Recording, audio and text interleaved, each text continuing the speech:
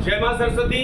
एक बार फिर से आप लोगों का स्वागत करते हैं ऑफिसर्स बिल्डर क्लासेस में। आज वाला जो टॉपिक है बहुत बहुत बहुत ज़्यादा इंपॉर्टेंट है और मैं ये किस पर्सपेक्टिव से बोल रहा हूँ, बीपीएससी, यूपीएससी, आपके जितने भी बड़े ओहदे के एग्जाम होते हैं उनके लिए और साथ साथ आपके दरोगा, सीजीएल, सीएचएसएल, जितने भी रेलवे वगैरह के एग्जाम है उसमें ये बहुत बार क्वेश्चंस पूछा गया है और इतना डेप्थ में शायद आपको कहीं पे नहीं मिलेगा जितना आज हम लोग देने जा रहे हैं। हम लोग बात करने जा रहे हैं कौन से एक्ट के बारे में? रॉलेट एक्ट के बारे में 1919 में। देखिए रॉलेट एक्ट था क्या? हम लोग तो सभी लोग पढ़ते हैं कि रॉलेट एक्ट के विरोध में गांधी जी ने ये किया वो किया, चाहे जलियांवाला बाग कांड हो गया। रॉलेट एक्ट था क्या? क्यों इसका विरोध किया जा रहा था? तो देखिए क्या था कि भारत में क्रांतिकारी गतिविधियों के दमन के लिए, भारत में क्रांतिकारी गतिविधियों के दमन के लिए ब्रिटिश सरकार ने 1917 ईस्वी में भारत में क्रांतिकारी गतिविधि बहुत ज्यादा बढ़ चुका था। पहला चरण, दूसरा जो पहला चरण जो था आपका, उस चरण में क्रांतिकारियों का पहला क्रांतिकारी जो चरण था उसमें आप देख रहे थे कि क्रांतिकारी चरण बहुत तेजी से बढ़ रहा था। तो इन क्रांतिकारियों के दमन हेतु 1917 में ब्रिटिश गवर्नमेंट ने सर सिडनी रॉलेट की अध्यक्षता में एक समिति का गठन किया। इसी समिति को रॉलेट समिति भी कहा जाता है। क्या कहा जाता है? रॉलेट समिति भी कहा जाता है। तो रॉलेट समिति ने क्या सुझाव दिया? क्रांतिकारी एवं अराजकता अपराध अधिनियम को 18 मार्च 1919 को पारित कर दिया गया।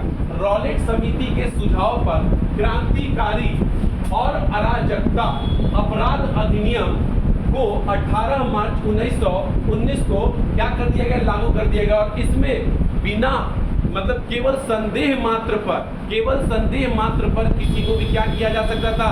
अरेस्ट किया जा सकता था।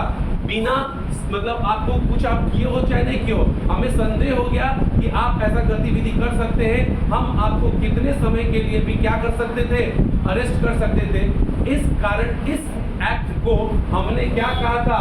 बिना वकील, बिना अपील और बिना दलील वाला कानून। बिना वकील, बिना अपील, बिना दलील वाला कानून, इसी रॉलेट एक्ट को कहा जाता है। क्योंकि इसमें आपको केवल आप अंग्रेजों को संदेह होता कि आप क्रांतिकारी गतिविधि कर सकते हैं, वो आपको अरेस्ट कर सकते थे और इसका कोई आधार भी नहीं दे सकते थे और कितने समय के लिए भी वो अरेस्ट कर सकते थे। ठीक है ना? तो इसे सेडिशन एक्ट के नाम से भी जाना जाता है, इसे काला कानून के भी नाम से जाना जाता है। इसके बहुत सारे अन्य नाम हैं। एक तो रॉलेट एक्ट हो गया, दूसरा बिना वकील, बिना अपील, बिना दलील वाला कानून हो गया, इसे काला कानून भी कहते हैं, इसे सेडिशन कानून एक्ट भी कहते हैं। अब ये लोग ऐसा कानून बना देंगे और हम लोग चुप रहेंगे, ऐसा हो नहीं सकता है। तो भारत की तरफ से क्या होने वाली थी? प्रतिक्रिया होने वाली थी। और भारत में उस समय किसका आगमन हो चुका था?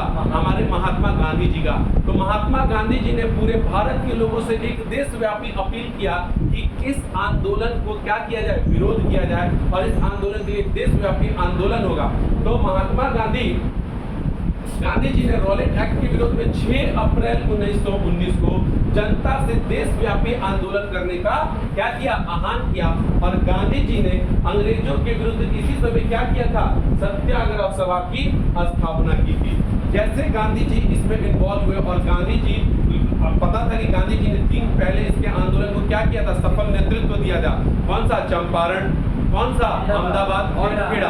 तो अंग्रेज लोग इनसे डर गए कि अरे बाप रे, गांधी इसमें इन्वॉल्व हो रहा है, तुरंत इसको अरेस्ट कराओ। तो गांधी जी को कब अरेस्ट कर लिया जाता है? 8 अप्रैल 1919 को। लेकिन क्या हम लोग शांत रहते? नहीं, हम लोग शांत नहीं रहते। इसी समय हमारे पंजाब में 2 हमारे राजनीतिक नेता थे, डॉक्टर सत्यपाल और डॉक्टर सैफुद्दीन किचलू। एक जलियांवाले पार्क में जिस बैसाखी का दिन था, एक मेला लगा हुआ था और उस समय इस कानून के बारे में लोगों को बताया जा रहा था कि भाई ये कानून ऐसा है वैसा है। और उसी समय जो आपका जो डायर था, रेजिनाल्ड डायर जो था, वो आके क्या कर देता है? गोली से हमारे जो आम जनता थी मेला में जो आई हुई थी, जिसको कुछ पता भी नहीं था कि रॉलेट एक्ट क्या है, इसका विरोध क्यों किया जा रहा है, उन निहत्थों जनता पे जो ब्रिगेडियर जनरल डायर था ने गोली चलवा दिया था। और वही घटना किस नाम से जानी जाती है? जलियांवाला बाग कांड। तो इसी रॉलेट एक्ट का एक आप बोल सकते हो घटना स्थल था जलियांवाला बाग कांड, जिसको हम लोग इसकी बात करने वाले हैं। ठीक है, थैंक यू।